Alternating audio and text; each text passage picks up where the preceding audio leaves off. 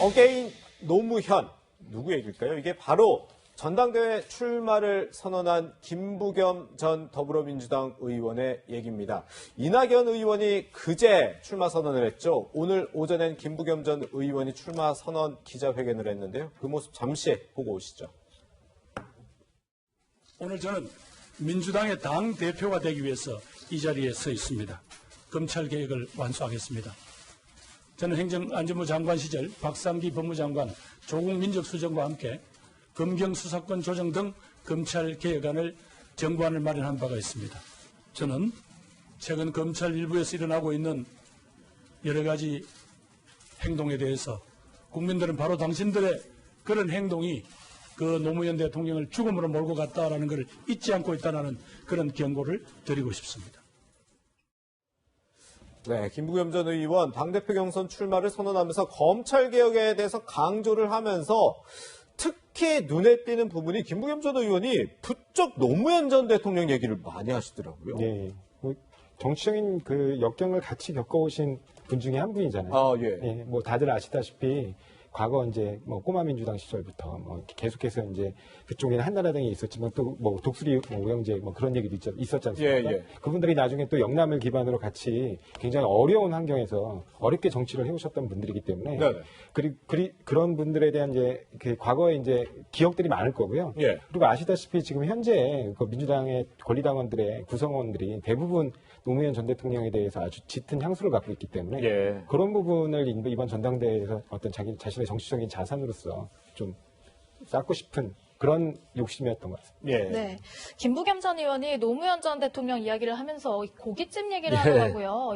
이 부분 뭐 추억이 많다 이렇게 하면서 고깃집 얘기를 했는데 이 부분 좀 어떻게 보셨어요? 하로동선이라고 유명한 고깃집이죠. 네. 그러니까 강남에 있었던 고깃집을 그때 당시에 이제 공화민주당 이후에 사실은 모두 다 이제 사실은 그 주류의 여야의 양대 정당에 들어가지 못하고 사실은 자기의 길을 고집하다가 다 낙선했습니다. 예. 낙선하고 되니까 사실은 뭐 정치인 저도 낙선을 했습니다만 낙선하고 나면 사실은 막막하거든요. 그럴 때 이제 강남의 하로동선이라고 하는 이 큰 고깃집을 열어서 물론 십시일반으로 돈을 모아서 고깃집을 열고 그러면 거기에 일종의 사랑방 역할도 하면서 생계도 좀 유지하려고 했던 그런 그 기억이 있었는데 그 하로동선에서 사실은 노무현 대통령이 그때 당시에 상당히 많은 역할과 기여를 했었고 그 하로동선에서의 그 당시에 의기투합했던 몇몇 사람들의 중심에는 또 김부겸 의원도 있었기 때문에 이번에 김부겸 의원이 당대표 출마 선언을 하면서 아까 우리 변호사님 말씀대로 지금 당대표에서는 가장 중요한 게 권리당원의 의지인데 권리당원의 표심을 호소하기 위해서 사실은 노무현 대통령과의 관계를 이야기하는 게 제일 좋거든요. 네. 그랬을 때 노무현 대통령의 추억 떠올리면 사실 가장 큰 게 하로동선입니다. 그래서 그렇군요. 하로동선에서 김부겸 의원이 자신의 경험과 노무현 대통령의 관계가 누구보다도 굉장히 돈독하다. 이것들을 강조하기 위해서 아마 저 기억들을 꺼내고 있는 것 같습니다. 그렇군요. 김부겸 전 의원이 이 하로동선에 대한 추억담을 또 최근에 털어놓기도 했는데요. 그 목소리도 준비되어 있습니다. 저희들이 강남에서 하로동선이라는 고깃집을 했었어요. 소위 말해 미끼 상품이 있어야죠. 손님을 끌어낼.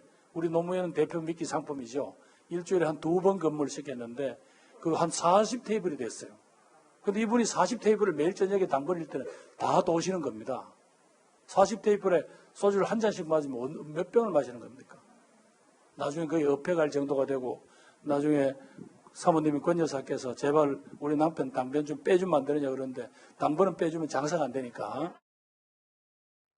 네, 방금 들은 목소리는 최근이 아니고 지난해 김부겸 전 의원이 했던 얘기이고 어쨌든 지금 뭐 노무현 대통령을 본인이 계속 지금 오버랩을 하고 있는 게 또 최근에 광주를 방문하면서 이낙연 의원이 출마 선언한 날 광주를 방문했는데 이거 역시 행보가 노무현 전 대통령과 자꾸 이렇게 겹치지 않냐 이렇게 해석이 많이 나오거든요. 예, 옛날 그 노무현 전 대통령 그 대선 경선 당시에 그 하나갑 대표하고 그때 당시에 전 대표하고 그 노무현 그때의 영상을 좀 그 어게인을 좀 하고 싶은 그런 의지인 것 같습니다. 네. 기본적으로 민주당은 이제 권리당원의 비중이 가장 높은 곳이 사실은 호남하고 그 다음에 저기 뭐 친노 이른바 친노의 표심 아니겠습니까? 그래서 그런 부분들을 전체적으로 다 어떤 그 자신의 이제 어떤 지금 현재는 약간 불리한 상태라고들 보통 평가를 하니까 예, 예. 변화의 발판으로 삼겠다. 뭐 그런 의지로 좀 보입니다. 네.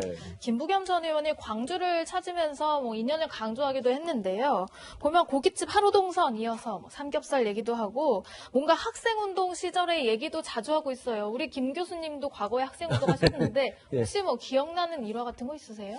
김부겸 의원이 이제 공교롭게 저하고 이제 대학 같은 과 선배입니다. 네. 네. 근데 76학번이시기 때문에 사실 박정희 정권 말기에 학생운동을 하다가 이제 긴급조치 위반으로 이제 사실은 제적도 되고 구속도 되고 그랬다가 80년 이른바 이제 민주화의 봄.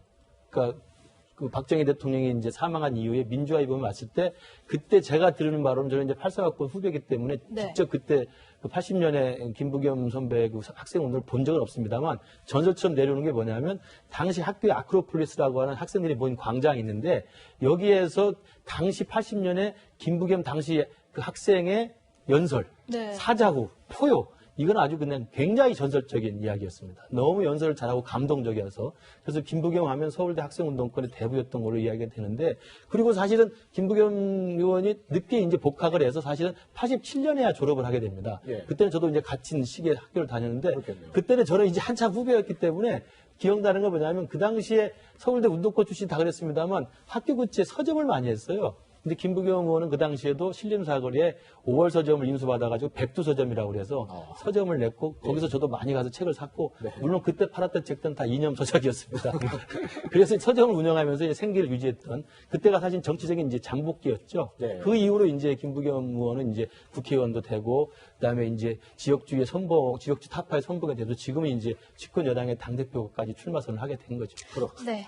이낙연 대세론에 맞서서 오늘 또 출마 선언을 한 김부겸 전 의원 얘기까지 해봤는데요. 앞으로 당대표 선거 어떤 구도로 잘 흘러갈지 지켜보도록 하고요. 두 분과는 여기서 인사 나누겠습니다. 고맙습니다.